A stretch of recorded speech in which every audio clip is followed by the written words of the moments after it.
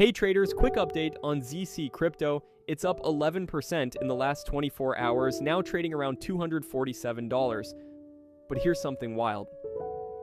Its all-time high was $5,941 back in 2016. That's a huge gap from today's price. So the big question is this the start of bullish momentum or just another bull trap? If the price holds and volume keeps building, we could see more upside. But if momentum fades, a pullback is definitely possible. ZEC crypto trading signals are in, solid targets just dropped. Check our Patreon page, link in the description and comments. Watch our full price analysis in the video, don't forget to comment and share. Disclaimer, please do your own research.